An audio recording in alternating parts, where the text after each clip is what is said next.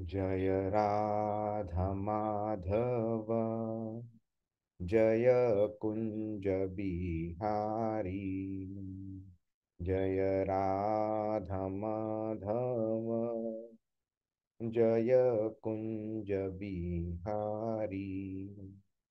जय गोपी जन वल्लभ गिरिवरधारी।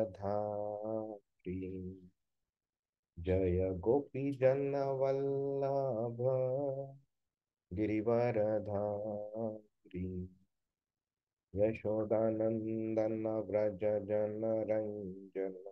यशोदानंदन व्रज जन रंजन।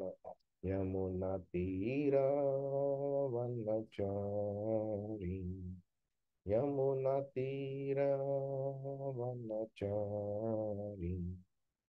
जय राधा माधव जय कुंज बिहारी। हरे कृष्णा कृष्णा कृष्णा हरे हरे। हरे राम राम राम हरे हरे। हरे कृष्णा कृष्णा कृष्णा हरे हरे। हरे राम राम राम हरे हरे।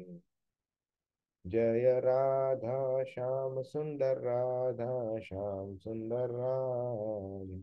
जय कृष्ण बलराम कृष्ण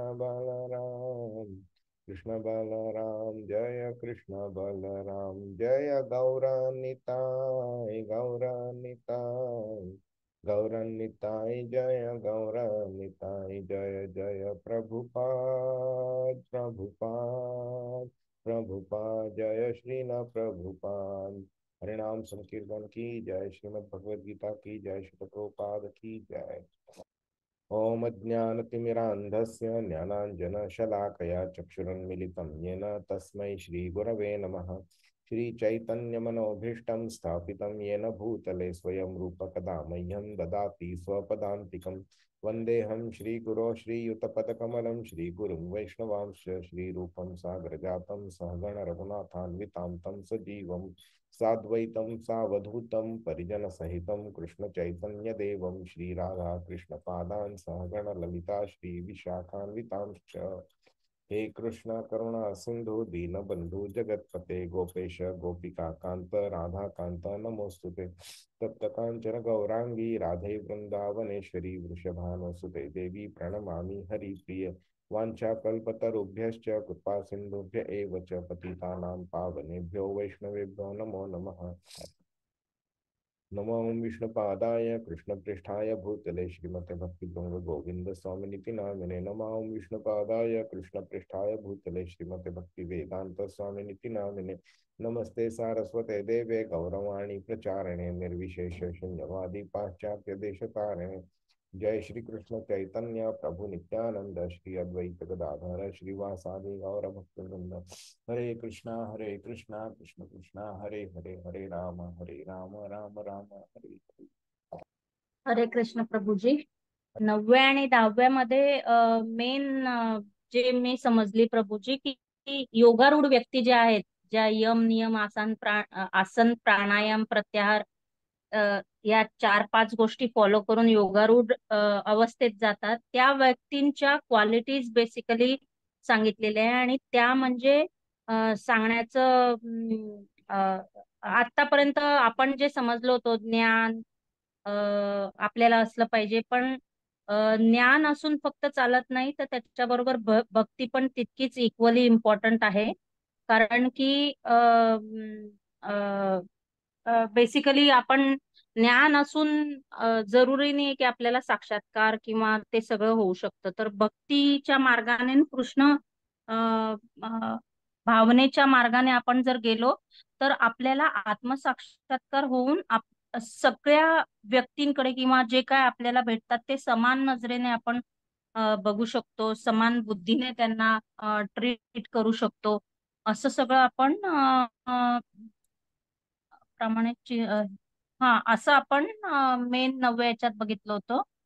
9व्या याच्यामध्ये जे मेन होतं ते योगारूढ अवस्थेमध्ये मनावरती कंट्रोल करणं खूप आवश्यक असतं. तर मन हे आपलं शत्रू पण असू शकतो आणि मित्र पण बनू शकतो हा आपला. हा. जर आपण हम्म. त्याच्यावरती कंट्रोल केला तर तो आपला मित्र बनू शकतो. कंट्रोल नाही करू शकला आणि मनाने जर आपल्यावरती कंट्रोल केला तर मन आपलं शत्रू बनू शकतं. आणि म्हणून जर कंट्रोल केलेली व्यक्ती असेल तर त्याचे काय कॅरेक्टरिस्टिक्स असतात ते कृष्णाने 7व्या, 8व्या आणि 9व्या श्लोकामध्ये सांगितलंय. तर 9व्या श्लोकामध्ये त्याचं समरायझेशन त्यांनी केलंय की ती व्यक्ती त्या स्टेजला पोहोचलेली असते की जे सगळे त्याचे जे हितचिंतक असतात, द्वेषी असतात, मित्र असतात, शत्रू असतात, पापी असतात, पुण्यवान असतात, ह्या सगळ्या लोकांकडे तो समानतेने बघत असतो. आणि ते हम्म. खूप डिफिकल्ट आहे. आणि त्याच्याकरता आपण 5व्या अध्यायाच्या 18व्या श्लोकाचं आपण उदाहरण घेतलेलं की त्या श्लोकामध्ये सांगितलेली व्यक्ती समदर्शी आहे. ती समदर्शी जरी असली तरी सुद्धा ते जे तो ज्या लोकांकडे समदर्शतेने बघतोय तो, ती लोक त्याला ओळखीचे नाहीयेत.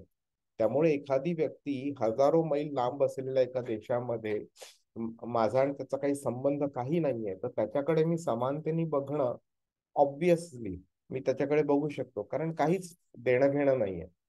समानतेने जर का मी अशा व्यक्तीकडे बघायला लागलो जी मला ओळखते, जी माझे एक व्यक्ती माझे मित्र असेल, एक शत्रू असेल, एक पापी असेल, एक पुण्यवान असेल, ह्या सगळ्यांकडे समानतेने बघणं आणि समबुद्धीने बघणं ही एक मोठी गोष्ट आहे. त्यामुळे कृष्ण त्याला ऍडव्हान्स प्रगत लेवलची विशेष व्यक्ती म्हणतो, विशेषते.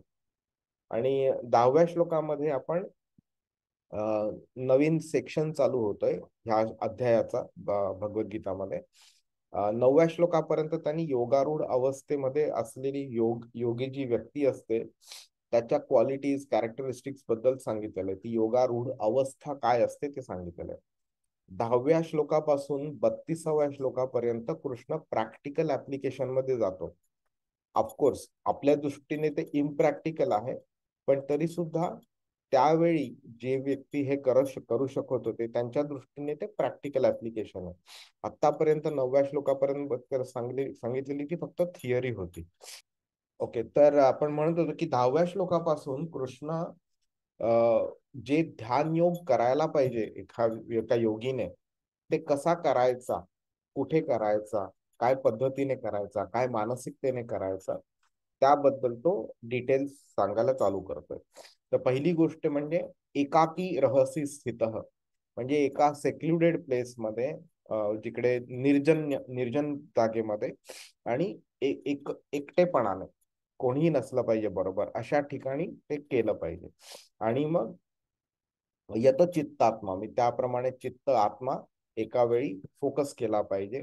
आणि निराशीर अपरिग्रह, म्हणजे कोणतीही आशा न ठेवता आणि कोणत्याही मालकी हक्क न गाजवता त्या मानसिकतेने हे केलं पाहिजे, हे कृष्ण सांगतोय. आता 11व्या 12व्या मध्ये तो ते कंटिन्यू करतोय तो आता. एकच स्मॉल प्रश्न आहे प्रभूजी मला, की आतापर्यंत आपण म्हटलंय की सर्वसामान्य व्यक्तीला अष्टांग योग करणं तसं सहजासहजी शक्य नाहीये. बरोबर. पण इवन म्हणजे मला हा मनात प्रश्न आला आता जेव्हा मी सांगत होती तेव्हाच की इवन योगारूढ जी अवस्था आहे ती पण आपण सर्वसामान्य व्यक्ती अचीव करू शकतो का, हा फार मोठा प्रश्न आहे. कारण की किती आपण म्हणजे भक्ती केली तरी प्रत्येकाला सेम नजरेने बघणं एवढं आसानीने आपण म्हणजे अचीव नाही करू शकत असं मला पर्सनली वाटतं. तर त्याच्याबद्दल तुमचं काय हो, म्हणणं आहे प्रभूजी? अगदी तुम्ही बरोबर बोलात. आणि योगारूढ जी अवस्था आहे ती भक्ती योगामध्ये येत नाहीये, ती ध्यान योगामध्ये, अष्टांग योगामध्ये येते. अष्टांग योगाचे जे 8 अंग जे आहेत त्याच्यामधलं ध्यान ही 7वी अवस्था आहे, ती धारणा ध्यान समाधी. तर ही जी कृष्ण जे सांगतोय ते हा संपूर्ण अध्याय ध्यान योगाचा आहे. या ध्यान योगाच्या अध्यायामध्ये मेडिटेशन कोणी केलं पाहिजे, कसं केलं पाहिजे, काय मेंटॅलिटीने कुठे केलं पाहिजे वगैरे, ह्या सगळ्या गोष्टीबद्दल तो सांगतो. आणि ह्याचा एक मोठा फॅक्टर म्हणजे मनावरती संयम असणं इज मॅन्डेटरी, त्याशिवाय हे करणं शक्यच नाहीये. आणि म्हणूनच अर्जुन प्रश्न विचारतो की बाबा मनावरती कंट्रोल करणं हे कोणालाही इम्पॉसिबल आहे. तो अर्जुन सारखा योद्धा म्हणतो की मी एक वेळ हवेवरती कंट्रोल करू शकतो, हवेची दिशा बदलू शकतो, पण मनाची दिशा मी बदलू नाही शकणार. त्यामुळे तो बोलतो की हे इम्प्रॅक्टिकल आहे आणि इम्पॉसिबल आहे. आणि म्हणून कृष्ण पुढे मग भक्तियोग सांगायला स्टार्ट करतो. आणि म्हणून मी नेहमी सांगतो की हे जे कृष्ण आता जे सांगतोय, आपण जे शिकतोय आता, हे फक्त थिअरीच्या दृष्टीने आपल्याला शिकायला पाहिजे. प्रॅक्टिकली प्रयत्न आपण केला, चांगला उत्तम गोष्ट आहे, पण आपल्यासारख्या व्यक्तीला, सामान्य व्यक्तीला हे जे कृष्ण जे सगळं सांगतोय हे इम्प्लिमेंट करणं शक्य नाहीये. डिफिकल्ट आहे. शक्य नाहीये बोलणं, डिफिकल्ट आहे बरोबर, शक्य नाहीये नाही. त्यामुळे तुम्ही जे बोललात ते बरोबर आहे. फक्त आता गंमत अशी आहे की भक्तियोग चालू व्हायला आता फक्त एक 25-30 श्लोका बाकी आहेत. तर आपण ही थिअरी आहे ती शिकून घेऊया. प्रॅक्टिकली अप्लाय करणं आपल्याला हे माहिती आहे डिफिकल्ट आहे, आणि कृष्णाला पण माहिती आहे. पण मी मागे सांगितल्याप्रमाणे जर का आपल्याला एका 10वी पास झालेल्या मुलाला जर का आपण विचारतोय की बाबा तुला पुढे काय करायचंय, आणि त्याला फक्त आपण एज्युकेशन मधली कम्प्युटर इंजिनिअरिंग ही एकच ब्रांच त्याला माहिती असेल, तर तो काय बोलेल, मी कम्प्युटर इंजिनिअरिंग करणार. नंतर कम्प्युटर इंजिनिअरिंग झाल्यानंतर त्याला जेव्हा कळतं की अरे mechanical, electrical, MBBS, big accounting वगैरे ह्या बऱ्याच वेगळ्या वेगळ्या फील्ड्स होत्या, आणि नंतर त्याला वाटलं अरे ह्या सगळ्या फील्डमध्ये काय आहे मला कळलंच नाही. म्हणजे मी जी फील्ड चूज केली ती मी अर्धवट ज्ञानाद्वारे चूज केली. मग त्याला काय होईल की त्यांनी जी फील्ड चूज केली ती सोडायची त्याला इच्छा होईल, आणि दुसऱ्या फील्डमध्ये डोकावून बघण्याची इच्छा होईल. मग एखादी फील्ड त्याला आवडेल, मग तो करायला पुढेही जाईल आणि त्याला ते कंटिन्यू करावं असं वाटेल. म्हणजेच काय झालं तर बिकॉज आपण त्या मुलाला नॉलेज आणि ऑप्शन्स दिले नाहीत, म्हणून त्याच्यावरती कम्प्युटर इंजिनिअरिंग ही एक जबरदस्ती झाली त्याच्यावरती. तर कृष्ण आपल्याकडे ते करत नाही आपल्यावरती. कृष्ण आपल्याला त्याच्याकडे पोहोचण्याकरता सगळे मार्ग जे आहेत ते सांगतोय, आणि त्याच्यातला बेस्ट कोणता आहे हे तो रेकमेंड पण करतोय, त्याच्या दृष्टीने चांगला मार्ग कोणता आहे. त्यामुळे आता आपण काय करतोय, ह्या बाकीच्या मार्गांचा अभ्यास करतोय आपण, आणि त्यांच्यातले पॉझिटिव्ह आणि निगेटिव्ह शिकण्याचा प्रयत्न करतोय. ते कळल्यानंतर आपण भक्तियोगाच्या मार्गावरती जेव्हा अभ्यास करायला चालू करू आपण, त्यावेळी आपल्याला कळेल की ह्या भक्तियोगाच्या मार्गावरती काहीही निगेटिव्ह नाहीये, आणि बाकीच्या सगळ्या मार्गांवरती जे निगेटिव्ह आहेत त्याला तो क्रॉस आउट करतोय त्याच्या पॉझिटिव्हमुळे. आणि म्हणून भक्तियोग किती सिंपल आहे आणि किती गॅरंटीड आहे ते आपल्याला कळून येतं तिकडे. तर आता आपण त्या स्टेजमध्ये आहोत जिकडे आपण हा बाकीच्या फील्डचा अभ्यास करतोय. ओके प्रभूजी, धन्यवाद. हरे कृष्ण. तर 6व्या अध्यायाचा 11वा आणि 12वा श्लोक आपण बघूया. शुचौ देशे प्रतिष्ठाप्य स्थिरमासनमात्मनः नात्युत्थ्रितं नातिनीचं चैलाजिन कुशोत्तरम् तत्रैकाग्रं मनः कृत्वा यतचित्तेन्द्रियक्रिय उपविश्यासने युञ्ज्याद् योगमात्मविशुद्धये. अनुवाद कोण वाचतंय? हरे कृष्ण. योगाभ्यासासाठी मनुष्याने एकांत स्थळी जाऊन भूमीवर कुशासन अंतरावे आणि तो मृगचर्म व मृदू वस्त्राने आच्छादित करावे. आसन उंचावरही असू नये किंवा अत्यंत खालीही असू नये. तसेच आसन पवित्र स्थळी असावे. त्यानंतर योगी व्यक्तीने आसनावर दृढतापूर्वक बसावे आणि मन, इंद्रिय, क्रिया यांचे संयमन करून आणि मनाला एकाग्र करून हृदय शुद्ध करण्यासाठी योगाभ्यास करावा. हरे कृष्ण. हरे कृष्ण. आता तसं बघितलं तर हा अतिशय सोपं आहे समजायला की कृष्ण काय सांगतोय इथे, पण तो ते का सांगतोय ते आपण जास्ती बघून घेऊया. हा, अष्टांग योगाचा हा एक प्रकार आहे. म्हणजे कसं बसावं, कुठे बसावं, कशा पद्धतीने बसावं वगैरे. तर ही बसण्याची जी पद्धत जी आहे ती ह्या 2 श्लोकांमध्ये सांगितली आहे. बसण्याची पद्धत आणि मानसिक अवस्था काय असली पाहिजे ती. तर आपण आपण ह्या एक एक ह्याच्यावरती बघूया. आता पहिली गोष्ट शुचौ देशे. शुचौ मिनिंग एका पवित्र स्थळी. आता आपण कुठे अशा गजबजलेल्या मार्केटमध्ये जर ध्यान करायला बसलो तर ऑब्व्हियसली आपल्याला डिस्टर्बन्स होईल. आपण ध्यान करू शकणार नाही. आपण असं कुठे घाण असेल तिथे जर बसलो, जरी एकांत असला तिकडे तरी सुद्धा त्या घाण वासामुळे आणि अपवित्र गोष्टींमुळे वगैरे आपलं ध्यान तुटू शकतं. म्हणून पवित्र स्थळी बसणं आवश्यक आहे. स्थिरम आसनम आत्मनः. स्थिरम आसन म्हणजे काय, की म्हणजे अशा ठिकाणी बसलंय की आपल्याला म्हणजे समजा काय म्हणतात त्याला, की खडबडीत असेल, दगड भरपूर असेल, त्याच्यावरती बसलं वगैरे तर आपण जास्ती वेळ बसू शकणार नाही असं. नात्युच्छ्रितम नाती नीचम. म्हणजे जास्ती वरती पण नाही किंवा जास्ती खालती पण नाही. चैलाजीन पुरुषोत्तरम. चैल म्हणजे कापूस. अजिन म्हणजे एक हरण जे असतं त्याची कातडी किंवा वाघ त्याची कातडी. आणि कुशाग्रास जे असतं ना, तर कुश गवत म्हणतात, त्याच्यावरती ते घालावं.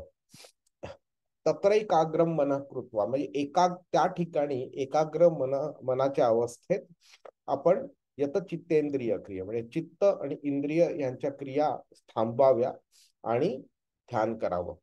आणि उपविश्वासने युंजात योगम आत्मविशुद्ध आहे म्हणजे आत्माची शुद्धता करण्याकरता आपण तिथे ध्यान करावं.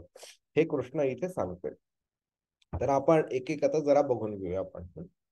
कोणकोणते घटक आहेत ह्याच्यामध्ये. शुचौ देशे प्रतिष्ठाप्य म्हणजे पवित्र ठिकाणी, शुद्ध स्वच्छ ठिकाणी बसले पाहिजे. पवित्र स्थान जेव्हा म्हणतात त्यावेळी तीर्थक्षेत्र जे असतं, जसं म्हणजे प्रयाग, मथुरा, वृंदावन, ऋषिकेश, हरिद्वार, जगन्नाथपुरी, केदारनाथ, बद्रीनाथ वगैरे ह्या सगळ्या पवित्र ठिकाणी, पंढरपूर, अशा ठिकाणी बसलं पाहिजे. कारण त्या जागेचं जी पवित्रता असते, जागेचं जे महात्म्य असतं, त्याचा सुद्धा आपल्या मनावरती चांगला परिणाम पडतो. एक छोटीशी गोष्ट म्हणजे जेव्हा श्रावण बाळाचं आपण गोष्ट ऐकली ना, की त्यांनी कसं आपल्या आई वडिलांकरता हे केलेलं, त्यांना पारड्यांमध्ये घेऊन त्यांना एका ठिकाणी घेऊन गेलं दुसऱ्या ह्याच्यामध्ये. तर असं म्हणतात की तो जेव्हा एका गावातनं जात होता, ते गाव तसं म्हणजे पवित्र असं मानलं जात नव्हतं. तर त्या गावातनं चालत असताना त्याच्या मनात विचार यायला चालू झाले की अरे हे मी सगळं कशाला करतो, एवढा ओझा घ्यायचा, वाहायचा वगैरे. त्यांना मी ठेवून देतो, इकडेच मी जाईन माझं आणि येताना परत त्यांना घेऊन जाईन. असे विचार चालू झाले त्याच्या मनात. त्याप्रमाणे त्यांनी त्यांना खाली ठेवलं सुद्धा. आणि मग नंतर तो थोडस पुढे गेला पाणी आणण्याकरता स्वतः करता. आणि मग तेव्हा त्यांनी ती गावाची बाजू त्यांनी ओलांडली होती. आणि ओलांडल्यावरती मग त्याच्या मनात परत चांगले विचार यायला चालू झाले. त्यावेळी त्याला कळलं की आपण काय चूक करत होतो. मग तो परत मागे आला आणि त्यांना तो घेऊन गेला पुढे. त्यामुळे स्थान जे असतं त्याचं स्वतःच एक चांगलं महात्म्य असतं. आणि अशा वेळी चांगले विचार जेव्हा मनात येतात किंवा अपवित्र विचार येत नाहीत, ते होण्याकरता पवित्र स्थानी बसणं आवश्यक असतं.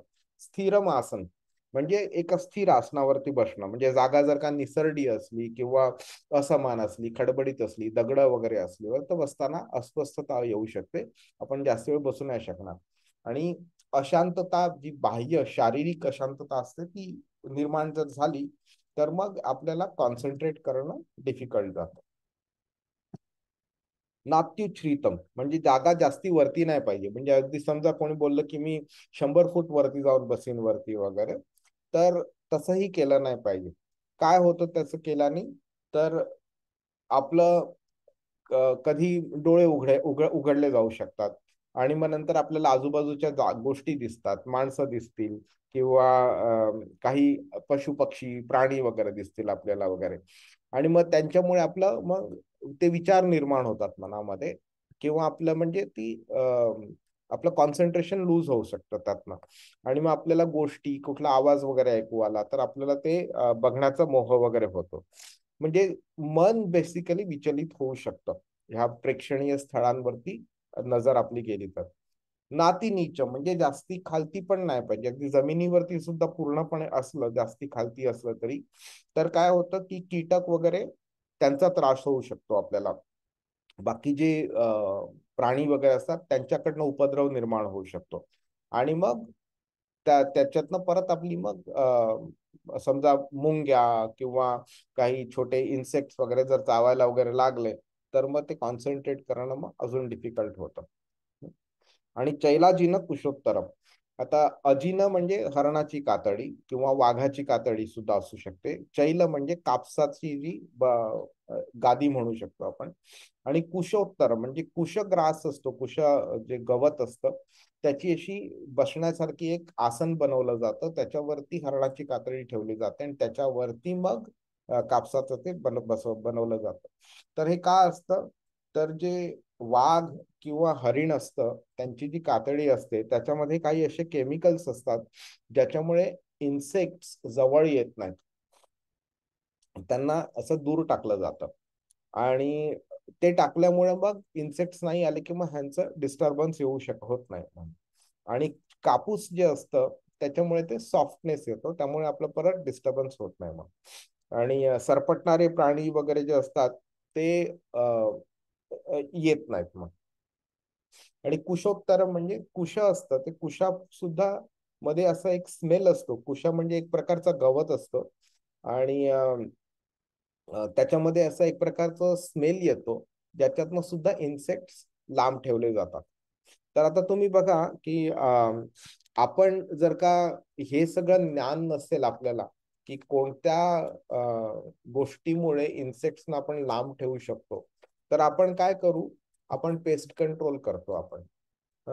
आणि त्यांना सगळ्यांना पण मारून टाकतो त्या जीवांना. तर योगी जेव्हा अशी ध्यान योग वगैरे करायला बसलेलं असतं त्यावेळी तो पाप ह्या अवस्थेच्या पलीकडे गेलेला असतो, त्यामुळे तो जीवांना मारून पाप करणं शक्यच नसतं, पण त्यांना त्यांच्यापासून त्रासही व्हायचा नसतो. त्यामुळे जी नैसर्गिक रेमेडी आहे कोणालाही हानी न पोहोचवता त्यांचं इम्प्लिमेंटेशन होतं. हा. आणि आपल्याला ह्याचं ज्ञान नाहीये त्यामुळे आपण चुकीच्या पद्धतीने इतर प्राण्यांशी आपण वागतो आपण. आता पहिली गोष्ट येतात की बाह्य जे वातावरण असतं त्याचा आपल्या मेडिटेशन वरती, ध्यान योगावरती फरक पडतो. हे तर आता आपण बघितलेलं आहे. पण अशा काही वृत्ती असतात ज्यांना असं वाटतं की बाह्य वातावरणाचा, एक्सटर्नल एन्व्हायरमेंटचा आपल्यावरती इंटरनल गोष्टींवरती काहीही फरक पडत नाही. आणि काही अशा व्यक्ती असतात ज्यांना वाटतं की फरक पूर्णपणे पडतो. तर त्या ह्या दोन टोकाच्या ज्या वृत्ती आहेत त्या काय आहेत त्या जर आपण समजून घेऊया. तर पहिली गोष्ट, पहिली व्यक्ती जी असते, पहिली कॅटेगरी असते, त्यांना काय वाटतं की बाह्य गोष्टी, एक्सटर्नल गोष्टी आहेत त्याचा इंटरनल गोष्टीवरती भरपूर परिणाम पडतो, त्यामुळे बाह्य गोष्टींना कंट्रोल करण्यावरती तो जास्ती भर देतो. आणि त्याला वाटतं की जोपर्यंत बाह्य गोष्टी कंट्रोल होत नाही तोपर्यंत इंटरनल गोष्टींवरती कॉन्सन्ट्रेट करणं शक्य नाहीये. हा. आणि त्या कधीही बरोबर होणार नाही. आणि तो बोलतो की जोपर्यंत जेव्हा बाह्य गोष्टी बरोबर होतात तेव्हा अंतर्गत गोष्टी ऑटोमॅटिकली बरोबर होतात. तर ही एक एक प्रकारची भूमिका झाली, एक थॉट प्रोसेस झाला. दुसरं म्हणजे त्यांना काय वाटतं की बाह्य गोष्टींचा इंटरनल गोष्टींवरती काहीही परिणाम पडत नाही. हा. आणि म्हणून तो फक्त इंटरनल गोष्टींवरतीच कॉन्सन्ट्रेट करतो. आता गंमत काय ह्याच्यामध्ये की ह्या दोन्ही गोष्टी एक्स्ट्रीम आहेत, त्यामुळे दोन्ही गोष्टी परफेक्ट नाही आहेत. तर इकडे समस्या कसली आहे ह्याच्यावरती की प्रॅक्टिकली जर बघितलं तर एक्सटर्नल गोष्टींचा इंटरनल गोष्टींवरती फरक पडतो, परिणाम होतो. आणि ही वस्तुस्थिती आहे, हे आपण प्रॅक्टिकली एक्सपिरियन्स पण करतो. जर का आपल्याला कुठे शारीरिक कुठली इजा झाली असेल, जखम झाली असेल, तर आपलं मन कोणत्या गोष्टीवरती कॉन्सन्ट्रेट करणं खूप डिफिकल्ट जातं आपल्याला. हे आपण स्वतः एक्सपिरियन्स करतो रेग्युलरली. त्यामुळे असं बोलणं की एक्सटर्नल गोष्टींचा काहीही परिणाम पडत नाही, हे चुकीचं आहे. तरी सुद्धा आपण असंही बघतो की जर कधी एक्सटर्नल गोष्ट झाली असेल पण इंटरनल गोष्ट जास्ती महत्वाची असेल, लाईक फॉर एक्झाम्पल एखाद्या आईचं आपण एक्झाम्पल घेतलं तर आईला स्वतःला समजा खूप ताप असेल आणि मुलाला सुद्धा बरं वाटत नसेल, तर आई काय करते, स्वतःच्या आजाराचं काळजी करत नाही आणि मुलाकडे लक्ष देते. तसंच समजा आपल्याला काही अति महत्वाची गोष्ट असली तर आपण त्याला महत्व जास्ती देतो आणि एक्सटर्नल काही आपल्याला दुखलं खुपलं जरी असलं तरी आपण त्याला कमी इम्पॉर्टन्स देतो. त्यामुळे हा समतोल जो आहे तो प्रत्येक गोष्ट व्यक्ती ती एस्टॅब्लिश करत असते. आणि जर का आपण उदाहरण घेतलं का एक्सटर्नल गोष्टींचा जर फरक पडतो म्हणून, तर समजा एक विद्यार्थी आहे, तो अभ्यास करतोय, पण अभ्यास करताना जी व्यवस्थित बसण्याची जी पद्धत आहे त्याच्यामध्ये न बसता जर का तो लोळला आणि लोळून अभ्यास केला त्याने, आणि समजा तो शाळेतनं आलेला आहे, थकलेला आहे आणि अशा वेळी तो लोळून जर अभ्यास करत असेल तर काय होणार आहे, ऑटोमॅटिकली आपल्याला कळतं की तो झोपणार. म्हणजेच काय आहे की त्याच्या जी शरीराची जी तो थकवा आहे आणि त्याची जी लोळून अभ्यास करण्याची जी पद्धत आहे त्याचा परिणाम त्याच्या झोपेवरती, जी इंटरनल गोष्ट आहे त्याच्यावरती होतोच होतो. त्यामुळे कारण ती स्थिती जी आहे ती झोपेसाठी अनुकूल आहे. आणि त्यामुळे काय होतं की त्याची जी त्याचा जो मोटिव्ह आहे अभ्यास करण्याच्या दृष्टीने, जो तो बसलाय तिकडे, पडलाय तिकडे, ते पूर्ण होत नाही. त्यामुळे दोन्ही आहेत की अंतर्गत गोष्टी ज्या आहेत त्याचा परिणाम बाहेरवरती होतो, बाहेरच्या गोष्टींचा आतल्या गोष्टींवरती होतो, आणि दोन्ही म्हणजे डिपेंडंट ऑन इच अदर आहेत ते. तर आता आपण हे सगळं का बोलतोय आपण हे, तर जी कृष्णाने इकडे आपल्याला सांगितले की अशा प्रकारे बसा, अशा ठिकाणी बसा, अशा पद्धतीने बसा, इकडे बसा, इकडे तिकडे बसू नये वगैरे, की हे सगळं जे सांगितलेलं आहे त्याचा एक ऑब्जेक्टिव्ह आहे. त्याचा ऑब्जेक्टिव्ह काय आहे, तर आपण जेव्हा ध्यान योग करायला बसतो तर आपण कोणाचं तरी ध्यान करतोय, आपण मेडिटेशन करतोय. हा, तर तो कोण आहे, तर परमात्मा, आपल्या हृदयात स्थित असलेला परमात्मा. तर जर का एक्सटर्नल गोष्टींचा इन्फ्लुएन्स होतोय आपल्या मेडिटेशन वरती, तर आपण परमात्म्यावरती आपण कॉन्सन्ट्रेट करू शकणार नाही. आणि ते जर करू शकलो नाही आपण, तर आपलं मेडिटेशन सक्सेसफुल होणार नाही. त्यामुळे एक्सटर्नल गोष्टींचा उपयोग करून, फायदा उठवून आपण इंटरनल गोष्टींचा जे ऑब्जेक्टिव्ह आहे तो साध्य करायचा.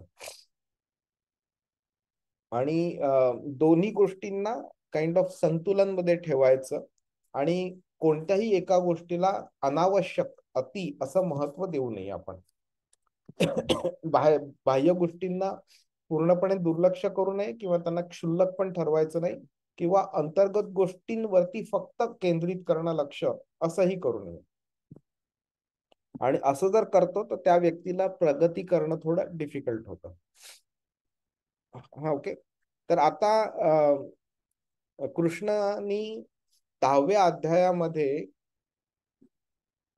काही सांगितलेलं की कसं बसावं वगैरे, ते सगळं सांगितलं. आणि त्याचा संदर्भ देतोय 11व्या श्लोकामध्ये,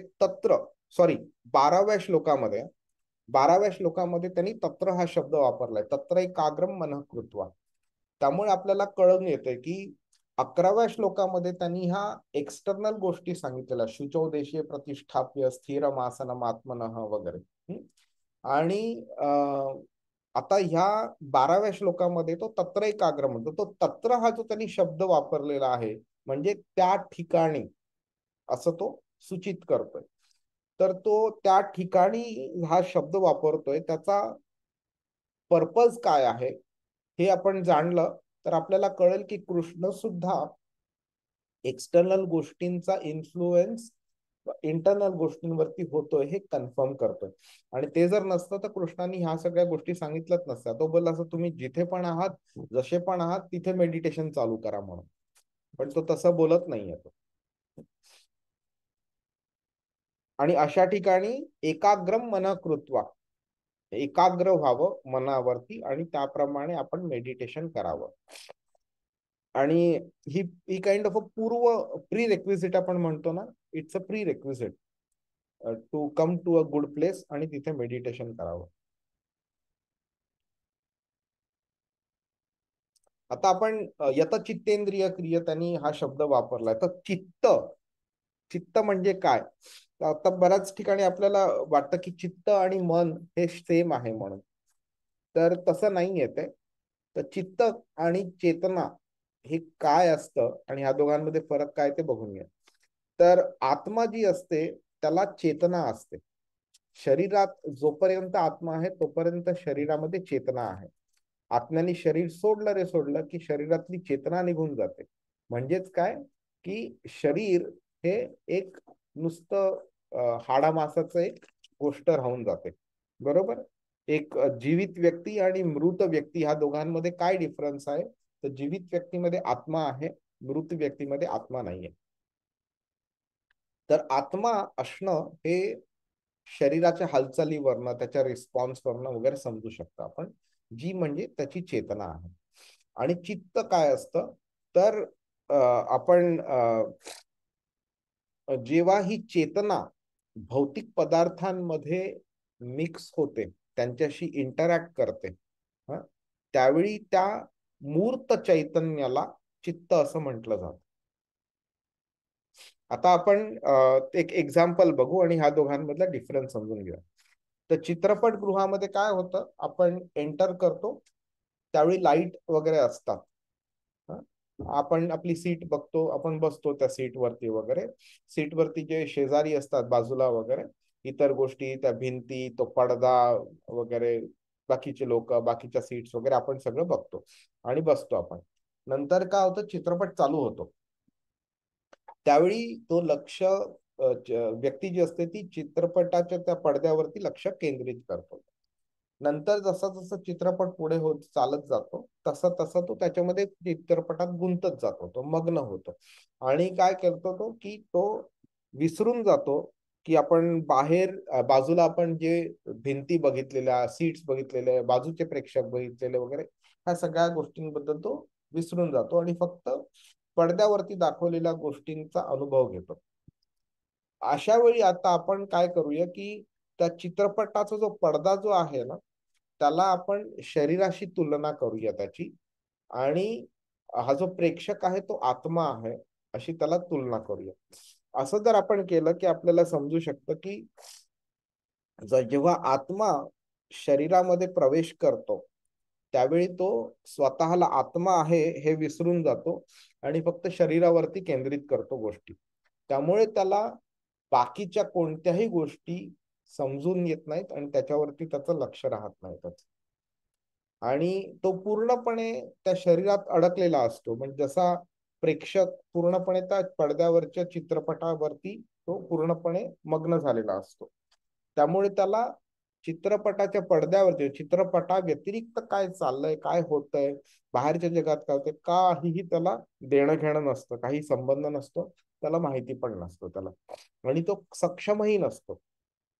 ह्या अशा जे जे चैतन्य असतं, तो पण चेतना आहे त्याच्यामध्ये, त्याला तो चित्रपटाचा तरी अनुभव घेतोय, त्या चैतन्याला चित्त असे म्हटले जातं. म्हणजे जेव्हा भौतिक गोष्टींबरोबर इंटरॅक्शन होतं चैतन्याचं, त्या मटेरियल कॉन्शियसनेसला चित्त असं म्हटलं जातं. ओके. हरे कृष्ण. आता आपण थोडा टेक्निकल जाऊया जरा ह्या गोष्टींमध्ये, की मनाची जी आपण बोलतो ना मनावरती कंट्रोल असला पाहिजे. हा सुहास प्रभू बोला. प्रभू इथे एक प्रश्न होता, मग मन कुठे आलं? हे चैतन्य समजलं आणि ते दूषित झालं का चित्त होतं, मग मन कुठे आलं? चित्त ही मनाची एक अवस्था आहे. त्यामुळे आपलं मन हे एक काइंड ऑफ आपण मनाला फिजिकल असं म्हणू शकतो आणि चित्तेला ऍबस्ट्रॅक्ट म्हणू शकतो आपण. तर मनामुळे चित्तेचा आपल्याला अनुभव येतो आपल्याला, असं मीडियम किंवा कॅरेक्टरिस्टिक असं म्हणू शकतो आपण. तर मनाच्या काही अवस्था आहेत त्या आपण बघून घेऊया. तर 5 अवस्था आहेत योगाभ्यासाप्रमाणे आपण त्या समजू शकतो आपण. आणि त्याच्यामध्ये एकाग्र ही एक अवस्था आहे. तर कृष्णाने 12व्या श्लोकामध्ये एकाग्र हा शब्दाचा वापर केलाय. तत्र एकाग्रम मनः कृत्वा, तत्र एकाग्रम मनः कृत्वा. तर तो एकाग्र हा शब्द आहे, की एकाग्र हा एक म्हणजे अवस्था पण आहे आणि एक कॅरेक्टरिस्टिक पण आहे, एक प्रोसेस पण आहे. कॉन्सन्ट्रेशन बोलतो ना, वन पॉइंटेडनेस, ती येतो एकाग्र पण आहे ते. त्यामुळे आपण भगवद्गीतेमध्ये असे बऱ्याच वेळा अशा गोष्टी किंवा शब्द बघू ज्याचा दुहेरी अर्थ निघतो आणि राईट अर्थ काढणं आपल्याला म्हणजे गुरुकडनं ते शिकता येतं आपल्याला. तर पहिलं जे आहे ते मूढ आहे. मूढ म्हणजे गाढवच्या कंपॅरिझन मध्ये आहे ते. तर मूढाची ही मनाची ही अवस्था जी आहे त्याला अज्ञानाबरोबर कम्पेअर केलंय. तर हे असतात ना 3 गुण असतात प्रकृतीचे, सत्व, रज आणि तमोगुण. तर ही तमोगुणाची अवस्था आहे ही. तर तमोगुणी व्यक्ती त्यांचं जे मन असतं ते ह्याप्रमाणे असतं. तर गाढवाप्रमाणे मनामध्ये एक निस्तेज असतं, म्हणजे कम्प्लिटली काय म्हणतात त्याला, की अनइंटरेस्टेड. करायचा म्हणून गोष्टी करायच्या, फक्त फिजिकली करायच्या. आळस असतो अंगामध्ये, सुस्त असतो व्यक्ती. मनाने नेहमी थकलेली असते व्यक्ती. कोणतीही गोष्ट आपण त्याला बोललो की अरे चल रे आपण असं असं करूया, किंवा एखादी म्हणजे खेळायला जाऊ वगैरे, तर त्याला ते थकवा आलेला असेल त्याच्यामध्ये वगैरे, किंवा काही भजन करू वगैरे, तर ते इंटरेस्ट नसतं. क्लॅरिटी नसते कोणत्याही थॉट मध्ये वगैरे. नंतर उदास, दुःख, नैराश्य, एकाग्रता नसते कोणत्याही गोष्टीत वगैरे. जीवनाचा उद्दिष्ट काय आहे हे पण माहिती नसतं त्याला. पूर्णपणे भ्रमित असतो, फक्त स्वप्न बघायची. क्षिप्त म्हणजे माकड, ह्या अवस्थेला माकडाच्या मनासारखं हे केलंय. म्हणजे काय असते की ही रजोगुणामध्ये ची अवस्था आहे. मन नेहमी चंचल असतं ह्यांचं, ह्या अशा प्रकारच्या व्यक्तींचं. नंतर त्यांना फक्त आनंद कुठनं मिळवायचा, सुख कुठनं मिळवायचा, असेच विचार चालले, अशा भावना चाललेल्या असतात. 16व्या अध्यायाच्या 16व्या श्लोकामध्ये कृष्ण ह्या अवस्थेला अनेक चित्त विभ्रांता असं म्हणतो. आणि सतत एक गोष्ट असते, ती गोष्ट पूर्ण व्हायच्या आधी दुसऱ्या गोष्टीकडे लक्ष जातं, तिसऱ्या गोष्टीकडे लक्ष जातं, आणि चंचलतेने त्यांचं चित्त फिरत असतं त्यांचं. बाह्य आणि अंतर्गत प्रभाव कंटिन्युअसली असे होत राहतात. एक विचार मनात येतो, बाहेरनं एक गोष्ट होते आणि मन विचलित होत राहतं, कुठल्याही गोष्टीवरती कॉन्सन्ट्रेशन नसतं. आणि त्यांना असं इंटरनल असं हॅपीनेस मिळत नाही त्यांना कधी. नंतर कंटिन्युअसली ड्युअलिटी मध्ये असतात, द्वंद्व असतं नेहमी. प्रेम असतं, द्वेष असतो, आवड असते, नावड असते, आनंद असतो, दुःख असतं वगैरे. उत्साह येतो कधीच एकदम भरपूर, कधी कंटाळा येतो एकदम भरपूर असा वगैरे. आणि हे त्यामुळे त्यांना लाईफमध्ये एस्पेशली स्पिरिच्युअल गोष्टींमध्ये प्रोग्रेस करणं त्यांना डिफिकल्ट जातं. नंतर आहे फुलपाखरू प्रकारचं मन, विक्षिप्त मन. ही सत्वगुणी मन अवस्था म्हटली जाते. तर मन त्याकडे बराच अंशी एकाग्र होतं, पण कधी कधी त्याचं इतर ठिकाणी लक्ष पण जातं. आणि एकाग्रता निघून जाते तिकडनं. म्हणजे फुलपाखरू काय करतं, एका फुलावरती बसतं, थोड्या वेळ बसतं, परत उडतं, दुसऱ्या फुलावरती जातं, तिकडे बसतं, परत थोड्या वेळ तिसऱ्या फुलावरती, हे चालू राहतं. अस्वस्थता असते तिकडे थोडीशी. एकाग्रतेचा प्रयत्न करणं चालू असतं, पण यश नसतं. म्हणजे आपण कधी ध्यान करायला बसलो, 5 मिनिटं 10 मिनिटं करतो आणि नंतर उठून जाऊ आपण. तरी सुद्धा सकारात्मक बाजू अशी आहे की तो एकाग्रतेचा प्रयत्न करतो. त्याची क्लॅरिटी जी असते ती बरीच चांगली असते, क्षिप्त आणि मूड ह्यांच्या कंपॅरिझन मध्ये. पण तरी जास्ती नसते, जेवढी असली पाहिजे तेवढी. आणि मध्ये मध्ये त्याला शांतता पण जाणवत असते, पण जास्त नाही. त्याच्यानंतर जे आहे ते एकाग्र मन आहे. त्याला म्हणजे काय म्हणतात की ही मनस्थिती जी आहे त्याला एकाग्र होण्याच्या प्रयत्नामध्ये त्याला यश मिळायला चालू होतं. आणि बाह्य जे गोष्टी असतात त्यातनं विचलित होत नाही ही व्यक्ती. आणि चिंतन चांगलं करत असतो, नंतर आत्मनिरीक्षण करत असतो व्यक्ती. आणि त्याला कळत असतं आपण काय बरोबर करतोय, काय चूक करतोय, चुका थांबवण्याचा प्रयत्न करतो. आणि एक्सटर्नल इन्फ्लुएन्स कमी कमी होत जातो तो त्याचा. आणि आत्मसाक्षात्कार आणि आध्यात्मिक प्रगती करण्यामध्ये हे एक शक्तिशाली स्टेज आहे, टूल आहे. आणि फायनल जे आहे की असं कंटिन्युअस एकाग्रता करत करत करत शेवटी तो निरुद्ध या स्टेजवरती पोहोचतो. आणि हे एक म्हणजे योगीचं मन कसं असलं पाहिजे त्याप्रमाणे हे या व्यक्तीचं मन असतं, ही ती स्टेज आहे ती. मन पूर्ण स्थिर असतं आणि कोणत्याही प्रकारचा बाह्य किंवा मनाचा किंवा इंद्रियांचा इन्फ्लुएन्स त्याच्यावरती होत नाही. आसक्ती, वासना वगैरे सगळ्या स्टेजेस त्यांनी क्रॉस केलेल्या असतात. आणि शांतता, एकदम प्रशांत झालेला असतो. आता आपण हे सगळं का बोलतोय, तर कृष्ण इथे प्रशांतात्मा विगत भीर त्यांनी सांगितलं ना. तर प्रशांत म्हणजे काय, तर ती ही स्टेज अतिशय शांतपणे, सखोल शांतता, डीप पीस आपण म्हणतो, ती ही अवस्था आहे. तर कृष्ण फक्त ह्या सगळ्या गोष्टींचं, आता मी जे लास्ट 5 मिनिटं जे बोलतोय ते फक्त एका शब्दामध्ये प्रशांत म्हणून त्यांनी ह्या सगळ्या अवस्थांचा डिस्क्रिप्शन दिलेलं आहे. भौतिक चेतना पूर्णपणे त्याची बंद होते आणि आध्यात्मिक चेतना जागृत होते आणि शेवटी ती व्यक्ती समाधीला पोहोचते. हरे कृष्ण. आता हा सगळ्यात इम्पॉर्टंट पॉइंट आहे. आता आपण बघितलं ना, जसं आपण सीमा माताजी म्हणत होत्या की हे करणं खूप डिफिकल्ट आहे. अगदी बरोबर आहे, अगदी बरोबर आहे. त्यामुळे कृष्णाने हे आपल्याला कसं सांगितलं आहे ते आपण बघूया. नारद मुनींनी सांगितलं. सॉरी, तर कलियुगामध्ये ध्यान करणं शक्य नाहीये. त्यामुळे नारद मुनींनी ब्रह्माला विचारलेलं आणि नंतर त्यांनी ते उत्तर दिलं ते की बृहन नारदीय पुराण म्हणून एक पुराण आहे आपलं. त्याच्यामध्ये कलियुगामध्ये लोकांच्या क्वालिटीज काय आहेत त्याच्या बेसिसवरती मेडिसिन दिलेलं आहे. कलियुगामध्ये कशा प्रकारचे लोक आहेत, अल्पायुषी आहेत, 70-80-100 वर्ष. आधी द्वापार युगामध्ये 1000 वर्षाचं आयुष्य होतं. त्याच्या आधी त्रेतायुगामध्ये लोक 10,000 वर्ष जगायची. आणि त्याच्या आधी सत्ययुगामध्ये 1,00,000 वर्ष ही आयु होती लोकांची. आपण भागवतम जर का शिकायला चालू केलं तर त्याच्यात कळेल की कर्दम मुनींनी 60,000 वर्ष तपस्या केलेली. तर हे आता आपल्याला इमॅजिन करणं पण शक्य नाहीये. आणि बिकॉज ते आपल्या इमॅजिनेशनच्या बियॉन्ड आहे, त्यामुळे आपण म्हणजे लोक त्याला काय बोलतात, मायथॉलॉजी. खोटं आहे हे सगळं.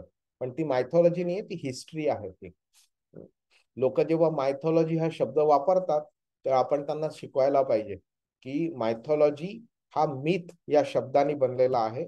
आणि मिथ म्हणजे खोटं, खरं नाही. पण ही जी आपली आहे हे इतिहास आहे, पुराण आहे आपलं. मिथ नाही आहे, ते खोटं नाही आहे, ते खरं आहे सगळं. कारण लोकांना नॉलेज कमी आहे आणि त्यांचे नॉलेजच्या ज्या बाउंड्रीज आहेत त्या बाउंड्रीच्या बेसिसवरती हे इव्हॅल्युएट करायचा प्रयत्न करतात. ते तिकडे त्यांचं चूक पाहिजे. तर आध्यात्मिक प्रगती करण्यामध्ये लोक अतिशय मंद आहेत आणि नेहमी प्रत्येक गोष्टीमध्ये त्यांना चिंता असते त्यांना. तर त्यामुळे आध्यात्मिक प्रगती करण्याचं उत्तम साधन म्हणजे काय, तर हरेर नाम हरेर नाम हरेर नाम एव केवलम, फक्त कलौ म्हणजे कलियुगामध्ये नास्त्यैव नास्त्यैव नास्त्यैव गतीर अन्यथा. तुम्ही बघा प्रत्येक वेळी हे 3 शब्द वापरलेत, हरे नाम हरिनाम हरिनाम आणि नास्त्यैव नास्त्यैव नास्त्यैव, म्हणजे ह्या व्यतिरिक्त काहीही नाही. कलह आणि दंभयुक्त या युगामध्ये मुक्तीचे एकमात्र साधन म्हणजे पवित्र हरिनामाचे कीर्तन होय. अन्य कोणतीही गती नाही, अन्य कोणतीही गती नाही, अन्य कोणतीही गती नाही. एखादा तुम्ही फ्लाइट मध्ये जेव्हा पायलट्स किंवा को पायलट जेव्हा फ्लाइट जे ट्रॅफिक कंट्रोलर्स असतात ना ग्राउंड वरती, त्यांच्याशी जेव्हा कम्युनिकेशन करतात ना, त्यावेळी तुम्ही कधी ऐकलं असेल तर बघा, तर पायलट काय बोलतो की flight number air India 105 coming from Dubai landing in to Mumbai international airport requesting permission. मग नंतर ट्रॅफिक कंट्रोलर बोलतो flight air India flight number 105 coming from Dubai landing in to Mumbai international airport permission granted.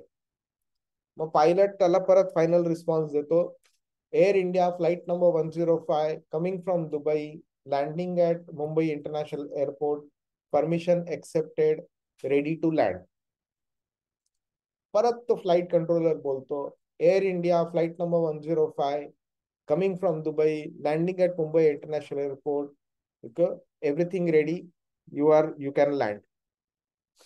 Okay, तर आता गंमत काय होते ह्याच्यामध्ये की तुम्ही बघितलं असेल air India flight number 105 coming from Dubai landing at Mumbai international airport, हे कंटिन्युअसली रिपीट होत आहे. तर रिपीट का होत आहे ते, कारण त्या फ्लाइट जो कंट्रोलर आहे त्याचा कॉन्टॅक्ट मल्टिपल एअरक्राफ्टशी असतो, मल्टिपल पायलटशी असतो. तर इतर पायलट्सना ते कळावं की बाबा हा मेसेज आपल्याला नाहीये किंवा त्यांच्याशी कम्युनिकेशन होऊ नये, म्हणून ते फक्त एक सिंगल चॅनल एस्टॅब्लिश झालेलं आहे. आणि त्यामुळे काय होतं की ज्या व्यक्तीला मेसेज पोचायला पाहिजे त्याच व्यक्तीला मेसेज पोचतो आणि ज्या व्यक्तीला ते कळलं पाहिजे की आपल्याला हा मेसेज आहे त्यालाच ते व्यवस्थित कळतं. आणि there is no scope for miscommunication. जर का चुकीच्या फ्लाईटच्या पायलटनी तो मेसेज एक्सेप्ट केला आणि त्याला वाटलं आपल्याला लँडिंगची परमिशन दिली आणि त्यांनी लँड केलं तर काय होईल, ऍक्सिडेंट होऊ शकतो. ज्याला परमिशन मिळायची आहे त्याला जर का ते कळलं नाही आणि त्यांनी लँड नाही केलं आणि त्याचं जर का तो घिरट्या मारत राहिला हवेमध्ये तरी सुद्धा ते चुकीचं आहे. त्यामुळे काय होतंय की to avoid any miscommunication repetition is necessary. इथे काय झालेलं आहे की एकतर मनुष्य जन्म मिळालेला आहे, दुसरी गोष्ट मध्ये म्हणजे आपण कलियुगात आहोत. तर द प्रोबॅबिलिटी की आपण भगवंताचं ध्यान करू, हरिनाम संकीर्तन करू, भगवंता आध्यात्मिक प्रगतीच्या मार्गावरती आपण चालू, याची प्रोबॅबिलिटी खूप कमी आहे. आणि हे आपण आता बघतोच आहोत, लोकांना मटेरियल गोष्टी जास्ती हव्या. कधीही कोणी आई वडील जेव्हा मुलांना आपल्या शाळेत घालतात त्यावेळी काय असतं, पहिलं उद्दिष्ट शिकावं, मोठा व्हावा, पैसा कमवावा, चांगली नोकरी मिळावी, पैसा कमवावा, हे उद्दिष्ट असतं. कधी असं आई वडील बोलतात का आपल्या मुलांना की बाबा चांगलं शिक, चांगलं गुरुकडे जा आणि आध्यात्मिक प्रगती कर म्हणून? हार्डली कोणी तुम्हाला म्हणजे असं तुम्ही कोणाच्या कॉन्टॅक्ट मध्ये याल जेव्हा असं आपल्या मुलाला शिकवतात म्हणून. तर ही अवस्था आहे करंट अवस्था. कोणाचाही कल आध्यात्मिक गोष्टीकडे नाहीये. त्यामुळे काय झालंय, भगवंतांनी सगळ्यात सोपी आणि सगळ्यात इफेक्टिव्ह अशी मेथड आता आपल्याला दिलेली आहे, जी म्हणजे हरिनाम संकीर्तन, कृष्णाचं नाव घेणं. आणि कृष्णाच्या नाव्या व्यतिरिक्त ह्या कलियुगामध्ये कोणतीही मेथड नाहीये ज्याच्यामुळे आपण आध्यात्मिक प्रगती करू शकतो आणि आध्यात्मिक उद्दिष्ट जे आहे ते साध्य करू शकतो. ह्याच्या करिता ह्या श्लोकामध्ये कंटिन्युअस रिपिटिशन 3 वेळा आहे. Meaning what is the solution ते सांगितलंय 3 वेळा, and there is no other solution हे पण 3 वेळा सांगितलं. कोणी बोलेल की बाबा हरिनाम करते ठीक आहे ना, चालेल, हरिनाम कीर्तन पण करू, ज्यांना करायचं ते करतील, मी ध्यान योग करत बसेन. पण तसं नाहीये. ते काय करायचं आहे आणि काय नाही करायचंय हे दोन्ही सांगितलंय, सो दॅट आपण मार्गावरती, इतर मार्गांवरती भटकून जाऊ नये.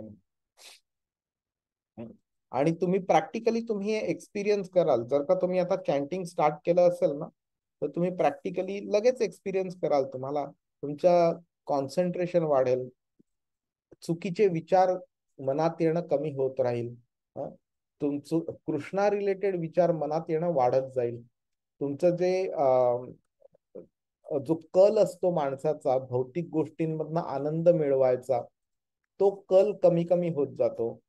आध्यात्मिक गोष्टींकडे कल वाढत जातो.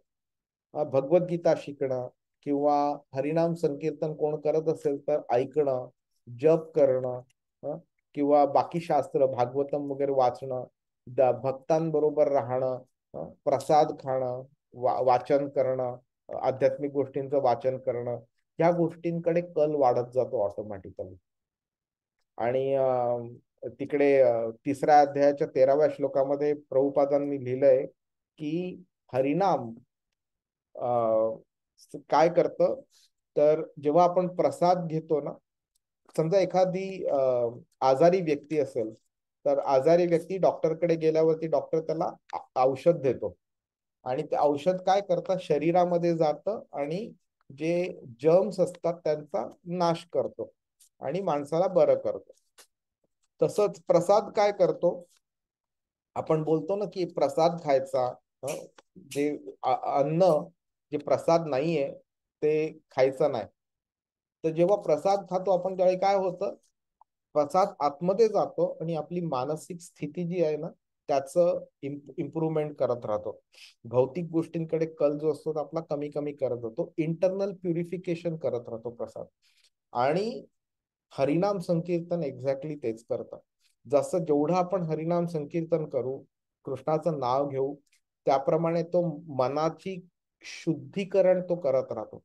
आणि इथे ह्या श्लोकामध्ये सुद्धा कृष्णाने आत्मविशुद्ध हा शब्द वापरलाय ना, तर आत्म्याच्या शुद्धीकरणाकरता एक योगी जो असतो तो ध्यान करतो, आणि तीच शुद्धी आत्म्याची हरिनाम कीर्तन करतं आपलं. म्हणून कलियुगामध्ये ह्या व्यतिरिक्त कोणताही मार्ग नाही हे सांगितलेलं आहे. हरे कृष्ण. हरे. कोणाला काही अजून प्रश्न आहे? 5-10 मिनिट आपण घेऊ शकतो. प्रभू ह्याला काय अट नाहीये ना, पण आता आता इथे ध्यान योग आणि हरेर नाम, आता जसं हे आसन, याला जास्त उंच ठिकाण नको किंवा हे असे काही रिस्ट्रिक्शन्स नाहीत ना याच्यात? अजिबात नाही. म्हणजे गंमत अशी आहे की आपण जेव्हा तुळशीची माळ आपण जेव्हा बनवतो 108 मण्यांची, ती तुळशी माळेवरती आपण खरं चॅन्टिंग केलं पाहिजे. पण सुरुवातीच्या स्टेजमध्ये लोकांना तुळशी माळेवरती चॅन्टिंग नका करू सांगितलं जातं, कारण त्यांना चॅन्टिंगची प्रॅक्टिस झालेली नसते. कारण तुळशीची माळ असल्यामुळे तुळशीला अतिशय हाय लेवलचा रिस्पेक्ट दिला जातो. माळेला कधी पाय लागू नये आपला, किंवा पाय जिकडे लागतो म्हणजे जमिनीवरती वगैरे माळ ठेवू नये वगैरे. तर ह्या गोष्टींकरता म्हणजे जर का तुळशी माळ हातात असलं तर आपण तुळशी माळ अपवित्र ठिकाणी नेऊ नये. म्हणजे समजा बाथरूम वगैरे अशी जागा असेल किंवा बेड जिकडे आपण झोपतो वगैरे, तर तिकडे शक्यतो तुळशी माळ नेऊ नये किंवा ठेवू नये. पण ते जर नेलं नाही तरी सुद्धा तुम्ही तोंडाने तुम्ही चॅन्टिंग करू शकता. तुम्ही माळ भलेही तुम्ही बाहेर ठेवा, तुम्ही चॅन्टिंग करू शकता तुम्ही कुठेही. म्हणजे जळीस्थळी काष्ठी पाषाणी कुठेही तुम्ही असलं तरी चॅन्टिंग करू शकता, कोणत्याही अवस्थेमध्ये चॅन्टिंग करू शकता. अगदी तुम्ही 2 नंबर जरी करत असला तुम्ही तरी सुद्धा तुम्ही चॅन्टिंग करू शकता. आणि ह्याचं उदाहरण आपल्याला चैतन्य महाप्रभूंनी दिलेलं आहे. तर एकदा काय झालं, चैतन्य महाप्रभू चैतन्य महाप्रभू हे स्वतः कृष्णच आहेत, कलियुगातले अवतार आहेत ते. तर आपण त्याबद्दल विशेष सेपरेटली आपण बोलू कधी. तर चैतन्य महाप्रभू म्हणजे लोकांना शिकवण्याकरता मुद्दामून एक एक एक एक त्या लीला करत होते. तर एका अशा लीलेमध्ये त्यांनी बघितलं की एक गोपाळ नावाचा एक मुलगा होता, 8 वर्षाचा मुलगा होता. तर तो सकाळची म्हणजे मॉर्निंग ड्युटीज विष्ठा बाहेर निघून म्हणजे सोडत असताना तो तिकडे सॉरी तर महाप्रभू स्वतःच्या मॉर्निंग ड्युटीज पूर्ण करून येत होत्या आणि त्यांनी ना मुद्दामून जीभ स्वतःच्या दातांनी अशी वाकड्या पद्धतीने पकडली होती. तर गोपाळ त्यांना बघतो आणि त्यांना विचारतो की महाप्रभू हे तुम्ही अशी जीभ अशी का पकडली आहे? तर ते बोलतात की माझी जीभ माझ्या कंट्रोलच्या बाहेर गेलेली आहे. ती कंटिन्युअस कृष्णाचं नाव घेते आणि थांबतच नाही. मी कितीही प्रयत्न केला तरी ते कृष्णाचंच नाव घेत राहते एकसारखे. मी थांबायचं नावच घेत नाही ते. अगदी बघ ना, मी आता 2 नंबर सकाळची ड्युटी करत होतो तरी सुद्धा तो तिकडे पण तो कृष्णाचं नाव घेत होता. तर मग महाप्रभू बोलतात की तो तिकडे पण थांबत नाही माझी जीभ. तर मग गोपाळ त्यांना बोलतो मग काय बरोबर आहे, चांगलंच आहे, ते नाहीच थांबलं पाहिजे. तर बोलतो की असं कसं, ती म्हणजे सकाळची विष्ठा सोडण्याची जी अवस्था असते ती म्हणजे अपवित्र अवस्था आहे ती, तिकडे कसं मी चॅन्टिंग करू? तर तो बोलतो मग काय झालं, चॅन्टिंग करायला काही लिमिट्स नाही. हे गोपाळ महाप्रभूंना सांगतोय, म्हणजे महाप्रभू हे आपल्याला शिकवायचा प्रयत्न करतात त्या इन्सिडेंटद्वारे. तर गोपाळ त्यांना सांगतो की ती अवस्था सुद्धा अशी आहे जिकडे सुद्धा चॅन्टिंग केलं पाहिजे. तर बोलतो काय काय आपल्याला गॅरंटी आहे की विष्ठा सोडत असताना आपला जीव जाणार नाही, म्हणून आपल्या शरीरात आत्मा बाहेर नाही पडणार, तिकडे सुद्धा चॅन्टिंग केलं पाहिजे. तर महाप्रभू त्याच्यावरती खूप खुश होतात आणि त्याला बोलतात की तू अगदी बरोबर बोललायस आणि तू ह्या लेवलच्या नॉलेजला पोहोचलायस, आजपासून तुला लोक गोपाळ नाही म्हणणार तर गोपाळ गुरु म्हणणार तुला. कारण तू अतिशय परफेक्ट असं प्रिन्सिपल सांगितलेलं आहे की कोणत्याही अवस्थेमध्ये कोणत्याही वेळेला हरिनाम संकीर्तन करू शकतो. म्हणून हरी हरी हरे कृष्ण कृष्ण कृष्ण हरे हरे, हरे राम राम राम हरे हरे, याच्यावरती हे चॅन्टिंग करण्यावरती कसल्याही प्रकारचं रिस्ट्रिक्शन नाही. रिस्ट्रिक्शन कुठे येतं, जर का आपण तुळशीमाळ हातात असली वगैरे तर तुळशीमाळेला रिस्पेक्ट म्हणून बाथरूम मध्ये घेऊन न जाणं किंवा विष्ठा सोडत असताना ती हातात नसणं वगैरे, म्हणून तुळशी माळेवरती चॅन्टिंग करू नये, पण तोंडाने चॅन्टिंग करू शकतो कंटिन्युअसली. आणि अजून एक विचारायचं होतं प्रभूजी, मी मागच्या वीक मध्ये 2च मिनिटं घेते. मागच्या वीक मध्ये मी असं ऐकलं की हरे कृष्णा कृष्णा कृष्ण हरे हरे असं काही जण असं म्हणतात हा जप. आणि काही म्हणजे ऍक्च्युली राईट वे म्हणायचं आहे हरे कृष्ण कृष्ण कृष्ण हरे हरे. कारण कृष्णा म्हणजे काय सांगितलं गड्या अर्जुनाचे म्हणजे यांची बाबा हे कोण गड्या या पांडवांची बायको कोण, द्रौपदी. हा द्रौपदी म्हणे कृष्णा म्हणजे द्रौपदीचा अवतार. तर तुम्ही जर असं हरे कृष्णा म्हणतात तर तुम्हाला द्रौपदी मिळेल, तुम्हाला कृष्ण भगवान नाही मिळतात. ते कितपत सत्य, जस्ट मला एक जाणून घ्यायचं होतं. बरं, काय असतं माहितीये काय, ह्या गोष्टींमध्ये टेक्निकली इव्हॅल्युएट केल्या ना तर त्याच्यामध्ये प्रेम जी गोष्ट असते ना ती निघून जाते टेक्निकल इव्हॅल्युएशन मध्ये. टेक्निकली जर बघितलं तर कृष्ण आ नाही अ, कृष्ण हे करेक्ट आहे. जेव्हा आपल्याला हाक मारायची असेल तर आपण काय बोलू, कृष्णा हाक मारू आपण. कृष्ण हे नाव झालं, हाक मारताना कृष्णा येतं. टेक्निकली काय करेक्ट आहे तर आपण त्याचं नाव घेतोय, तर हरे कृष्ण कृष्णा येतं. आणि कृष्णा आ जो आहे ते अर्जुनाचं पण नाव होतं आणि द्रौपदीचं पण नाव होतं.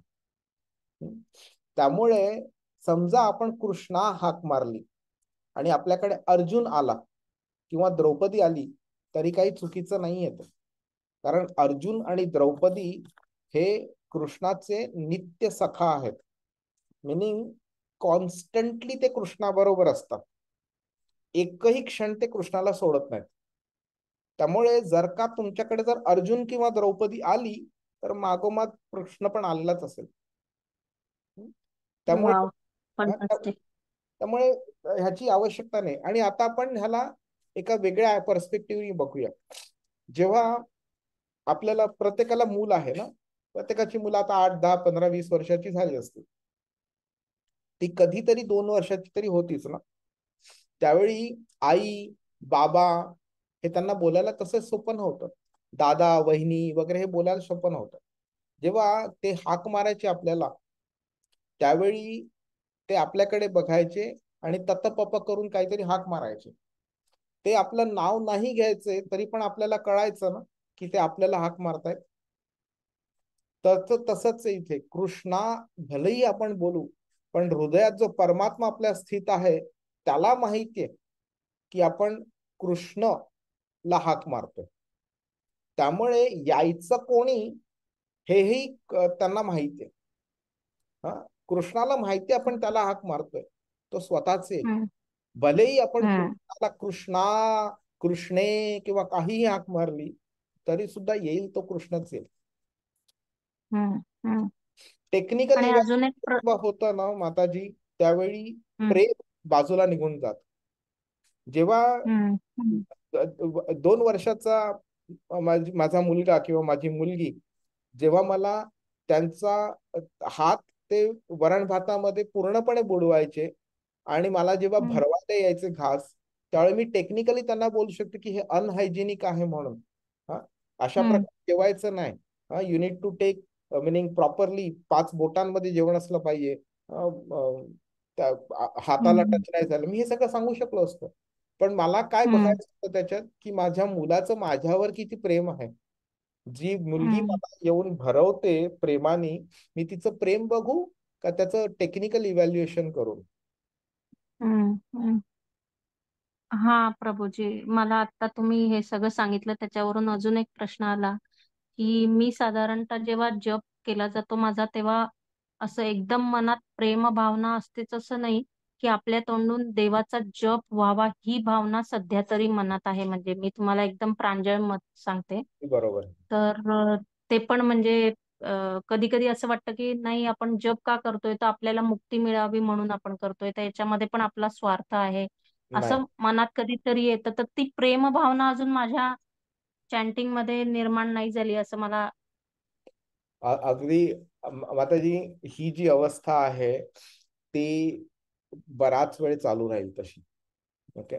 आणि आपण म्हटल्याप्रमाणे जेव्हा होडीला एक दोरी बांधली जाते आणि दोरी एका खुंटीला बांधली जाते आणि जर का ती होडी आपण वल्हवत बसलो तर होडी पुढे जात नाही. ते तसंच असतं. अगदी ती दोरी काढली तरी वल्हवण्याची प्रॅक्टिस आपल्याला नसते. त्यामुळे सुरुवातीला ती हळूहळूच पुढे जाते. नंतर जशी प्रॅक्टिस होते तसं तसं ते जास्ती पेसने जाते. पहिली गोष्ट म्हणजे काय की आधी पहिलं पाऊल पुढे टाकलं पाहिजे. जे तुम्ही चालू केले ते अतिशय चांगलं आहे. आपण असं एक्सपेक्ट करूच शकत नाही की वयाची 30, 40, 50 वर्ष उलटून गेली आपली जोपर्यंत आपण फक्त भौतिक जगाचाच आपल्याला सहवास होता. आध्यात्मिक गोष्टींकडे आपला काही कल नव्हता. आणि नंतर आपला कल डेव्हलप व्हायला चालू केला आणि आपण चॅन्टिंग केलं तर आपण ओव्हरनाईट एक्सपर्ट बनून जाऊ. ते तसं प्रॅक्टिकली इम्पॉसिबल आहे. त्यामुळे for many years continuous sincere practice तुम्ही जर केली तर तुम्हाला जाणवून येईल की पहिल्या दिवशी जेव्हा तुम्ही चॅन्टिंग केलं त्यावेळी मनाची अवस्था काय होती आणि आता 10 वर्षानंतर मनाची अवस्था काय आहे ते.